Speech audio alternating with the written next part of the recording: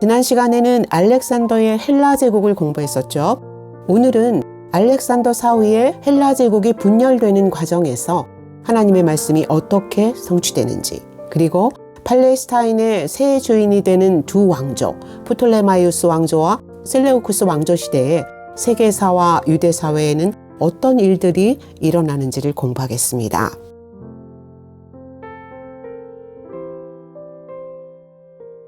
다니엘서 2장을 보면 느부갓네살 왕이 사람 모양을 한 거대한 신상의 꿈을 꾸고 번민에 빠지는 이야기가 나오죠.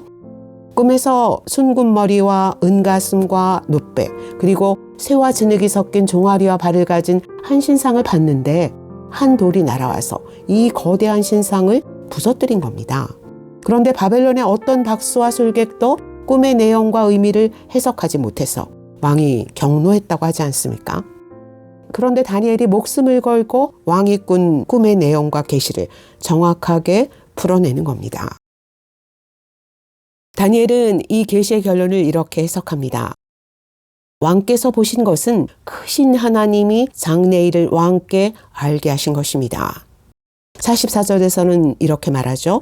이 여러 왕들의 시대에 하늘의 하나님이 한 나라를 세우시리니 그 나라는 영원히 망하지도 않을 것이며 그 국권이 다른 백성에게 돌아가지도 않을 것입니다. 바로의 꿈을 해석했던 창세기 요셉과 굉장히 비슷한 면이 있어요. 그러나 세계사에 등장할 네 제국과 그 후에 임할 그리스도의 나라까지를 예언하고 있다는 점에서 다니엘은 한층 더 업그레이드된 슈퍼 요셉인 셈이죠. 초미의 관심사는 쇠와 진흙이 섞인 이 넷째 나라가 누구냐는 것입니다. 전통적으로는 이 네 나라를 바벨론, 페르시아, 헬라, 로마로 봅니다. 로마 시대에 예수님이 임하시고 그리스도의 나라가 시작된다는 점에서 설득력이 있죠. 그런데 다니엘서 7장, 8장, 9장, 11장의 환상들을 자세히 보면요. 이 넷째 나라는 주전 2세기의 성도들을 잔혹하게 핍박했던 안티오쿠스 4세의 나라, 즉 헬라 제국이라는 것이 거의 확실해집니다. 다니엘서의 최대 관심은 이 안티오쿠스의 나라가 언제 멸망할 것인가 이겁니다. 그런 점에서 대부분의 현대 주석가들은 이 네 나라가 바벨론, 메데, 페르시아, 헬라를 상징한다고 봅니다. 다니엘서 8장은 알렉산더 사후의 헬라 제국에서 일어날 일들을 정확하게 예언하고 있습니다. 서쪽에서 온 순념서의 힘이 강성할 때 그 큰 뿔이 꺾이고 그 대신 현저한 뿔 넷이 하늘 사방을 향해 닿더라. 순념서는 곧 헬라 왕이요. 그의 두 눈 사이에 있는 큰 뿔은 곧 그 첫째 왕이요. 이 뿔이 꺾이고 그 대신에 네 뿔이 났는데 그 나라 가운데서 네 나라가 일어나되 그의 권세만 못하리라. 자, 이 예언이 역사 속에서 어떻게 성취되는지 보겠습니다.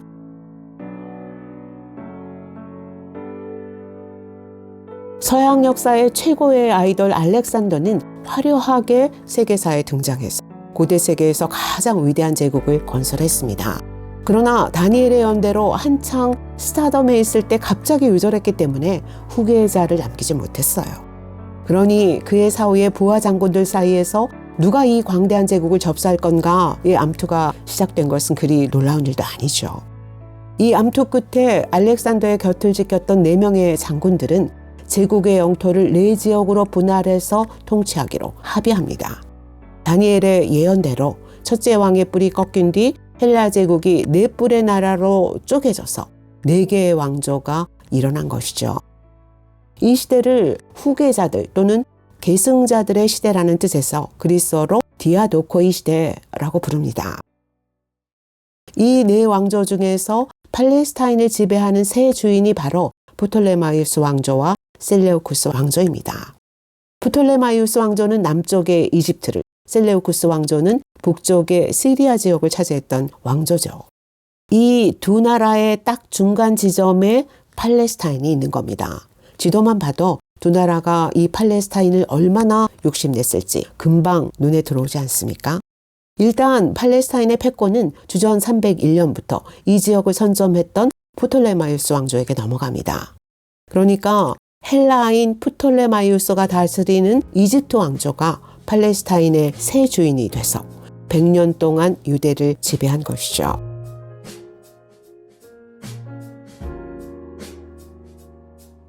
프톨레마이오스 왕조는 페르시아 제국처럼 숙국민들의 종교와 문화에 대해서 비교적 관대한 자율정책을 펼쳤습니다. 이 왕조는 유대 지역을 신전 국가, 즉 특정 신에게 봉헌된 템플 스테이트로 간주하고 유대 사회의 종교와 행정을 예루살렘의 대제사장에게 위임했어요. 대제사장이 유대 사회의 세금을 징수해서 헌납하는 행정 역할까지 맡은 거죠.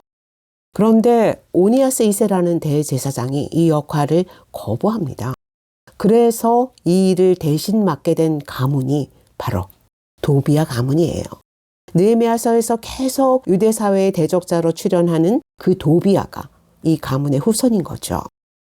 프톨레마이오스 왕조가 세계사에 남긴 중요한 업적은 크게 두 가지를 꼽을 수 있는데요. 첫째는 알렉산드리아에 건립했던 세계 최초의 대규모 도서관입니다. 이집트의 알렉산드리아는 알렉산더가 정복지의 주요 도시마다 자기 이름을 따서 건설했던 헬라식 도시 중에서 가장 대표적인 도시죠. 프톨레마이오스 1세는 이 알렉산드리아를 수도로 정하고 그곳에 무려 50만에서 70만 권으로 추정되는 엄청난 장서들을 소장할 만큼의 어마어마한 도서관을 건립합니다. 이 도서관의 명성으로 이집트의 알렉산드리아는 고대 지성의 메카이자 헬레니즘의 성지로 우뚝 서게 되죠. 세계 각지에서 우수한 학자들이 모여들고 활발한 토론과 연구를 중심으로 수학, 천문학, 의학, 철학, 종교, 문화의 발전을 견인하는 학문의 중심지가 된 겁니다.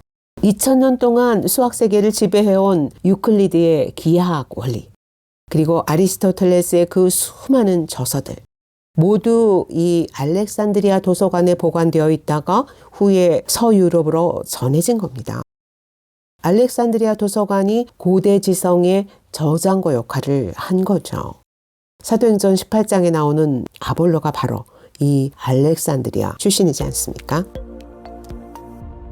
두 번째 업적은 최초의 헬라어 번역 성경 70인 역본의 탄생입니다. 유대 역사가인 요세푸스는 프톨레마이오스 2세가 예루살렘의 대제사장에게 서신을 보내서 히브리 성경을 그리스어로 번역해달라고 의뢰했다라고 기록하는데요. 이 요청을 받고 12지파에서 6명씩 히브리어와 헬라어에 능통한 70인의 예루살렘 학자들을 알렉산드리아로 파견해서 번역 작업을 하게 한 거죠. 이 역본이 가지는 의미는 상당히 큽니다. 이 역본의 탄생으로 히브리어를 잊어버린 디아스포라 유대인들은 물론이고요. 헬라 세계의 이방인들까지 당시의 국제 통용어였던 헬라어로 히브리 성경을 읽을 수 있는 놀라운 시대가 열린 겁니다. 이 번역 과정에서 70인역은 문화적 배경이 다른 독자층을 위해서 직역이 아닌 의역을 사용하는 경우가 있는데요. 예를 들어서 여호와라는 하나님의 고유 명칭을 주님이라는 뜻의 퀴리어스로 번역합니다. 이 의역 때문에 유대인들조차 너무 거룩해서 함부로 부르지도 못했던 하나님의 이름 여호와가 온 세계 이방인들이 퀴리어스, 주님으로 부를 수 있고 다가갈 수 있는 친근한 이름으로 온 세상에 전파될 수 있었던 것이죠.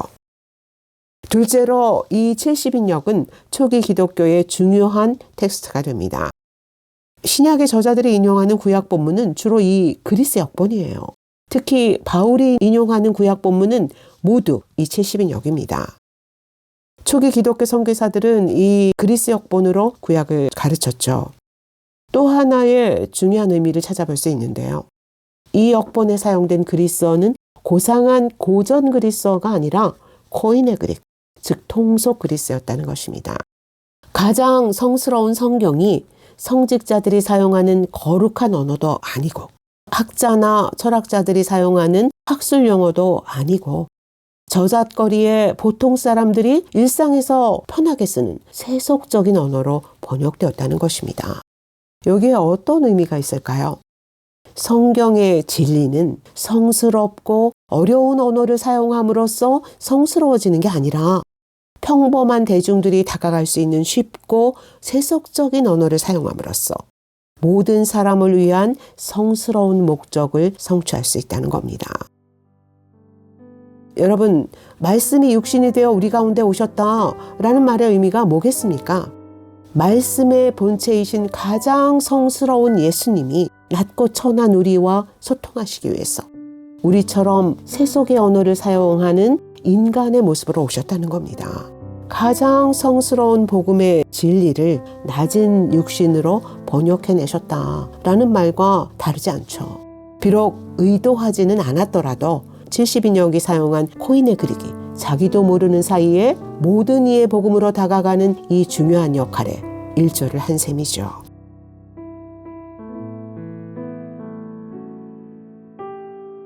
셀레우쿠스 왕조는 알렉산더가 정복했던 시리아, 메소포타미아, 페르시아 등 동방의 대부분의 영토를 차지하고 디아도코이 시대에 가장 광대한 제국을 통치했던 왕조입니다.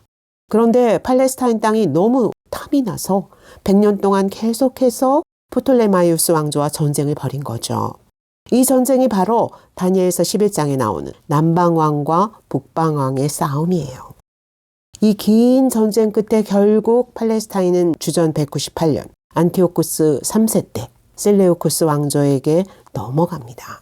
프톨레마이우스 왕조의 100년 통치가 끝나고 다시 헬라인 셀레우쿠스가 다스리는 시리아 왕조가 팔레스타인의 새 주인이 된 것이죠. 이때가 셀레우쿠스 왕조의 최고 전성기였어요.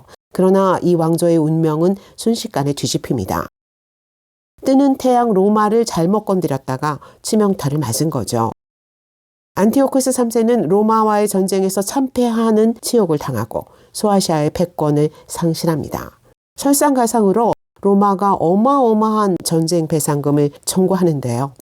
안티오쿠스 3세는 이 재정적 위기를 해결하려고 종속국의 신전들을 닥치는 대로 약탈하다가 살해당합니다. 그 후 이 부채를 떠안고 등장하는 왕이 바로 다니엘서 11장이 집중적으로 포커스를 맞추는 그 북방왕 안티오쿠스 에피파네스 4세입니다. 에피파네스는 신의 현현, 즉 신이 나타났다라는 뜻이죠.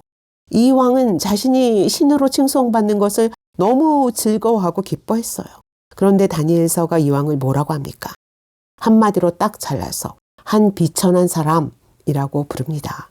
이 비천한 폭군의 등장과 함께 유대인들은 신구약 중간기 역사에서 최악의 시간을 맞게 됩니다. 마카비서는 이렇게 기록합니다.